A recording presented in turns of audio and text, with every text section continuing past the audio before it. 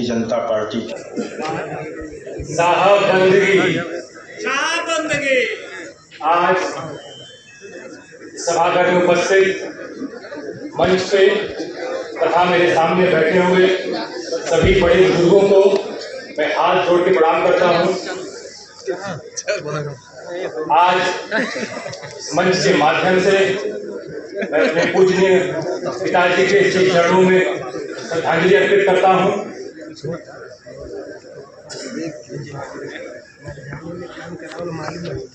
दोस्तों, जब इस ऑडिटोरियम का निर्माण और उसकी नींव और उसकी परिकल्पना पापा ने की थी तो कभी गलती से भी ये नहीं सोचा होगा कि इस सभागार में उनकी पुण्यतिथि का कार्यक्रम है। हम लोग अभागे हैं, दुर्भाग्य है हमारा कि उनकी परिकल्पना अधूरी रह गई और आज उनके बनाए हुए सभागार में उन्हीं की पुण्यतिथि मनाई जा रही है।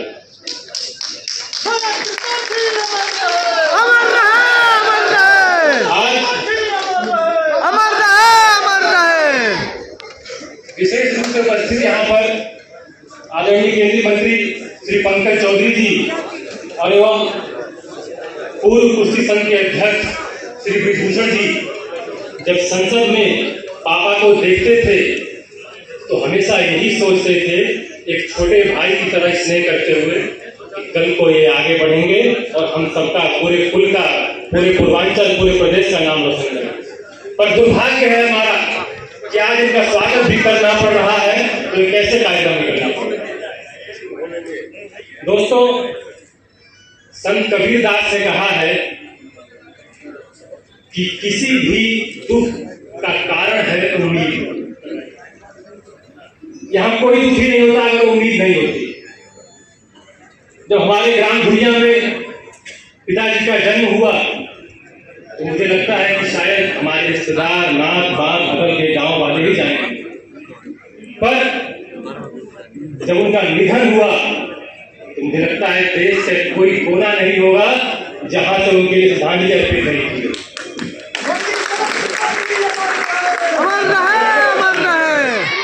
लोगों की उम्मीद कब बढ़ी जब आपके नेता, आपके स्वर्गीय सांसद की तारीफ करने में देश के लोकतंत्र के महानायक आदरणीय प्रधानमंत्री जी की जब जबान नहीं थकी।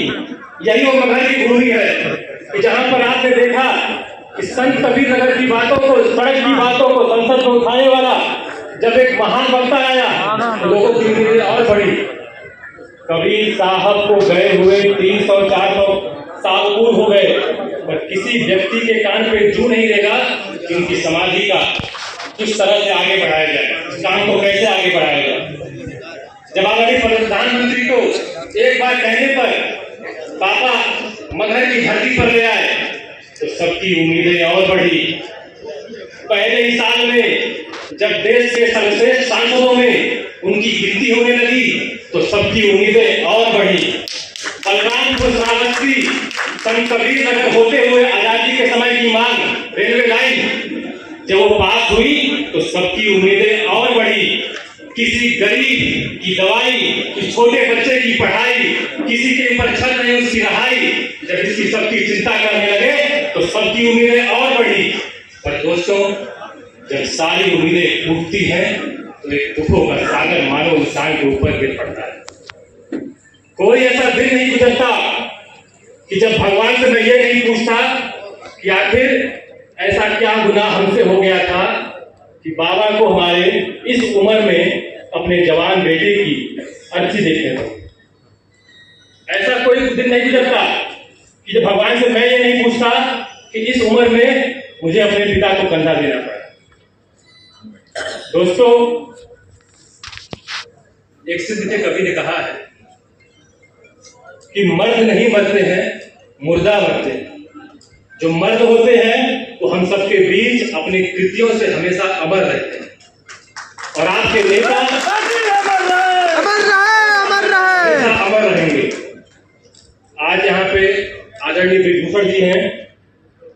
मैं इनको जब भी देखता हूँ, हम सब जब भी देखते हैं बोलते हुए इनके तेवर को, इनके व्यक्तित्व को, हम सब भी यही उम्मीद करते हैं कि आज अगर हमारे पूर्व सांसद हमारे बीच होते तो वैसे ही उनका भी तेवर। दोस्तों, पापा ने कभी ना झुकना जाना, ना रुकना जाना, ना डरना जाना, ना थमना जाना। केदारनाथ अग्रवाल जी की दो पंक्तियां हैं, जब मैं उसको पढ़ता हूं तो मुझे अपने पिता के अलावा और कोई व्यक्ति समकक्ष दिखता नहीं। वो पंक्तियां हैं कि मैंने उनको जब भी देखा लोहा देखा, लोहा जैसे गलते देखा, ढलते देखा, चलते देखा, मैंने उनको गोली जैसे चलते देखा।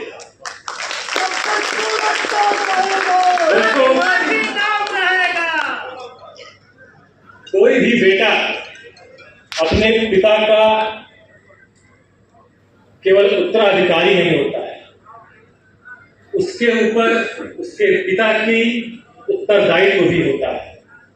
और आज मैं यहाँ खड़ा हूं तो केवल यहाँ जितने लोग सामने बैठे हैं और इससे कई गुना जो लोग बाहर खड़े हैं, आप सबके आशीर्वाद, प्यार और दुलार के नाते खड़ा। दोस्तों, वज्र जैसा दुख हमारे घर पर गिरा, पर मैं बताऊं कि केवल आपके प्यार और आशीर्वाद का सहारा था कि हम इस दुख से निकल पाए। और आज पापा को गए हुए 4 साल हो गया। ये बहुत बड़ी कृपा है मेरे पे और पापा का आशीर्वाद है कि मैं एक कदम भी चलता हूं तो आप सब लोग मुझे 10 कदम आगे खींचते हैं। आपका आशीर्वाद हमेशा मेरे साथ रहता है, इसलिए मैं आपका हमेशा हमेशा के लिए ऋणी रहूंगा। और 4 लाइन है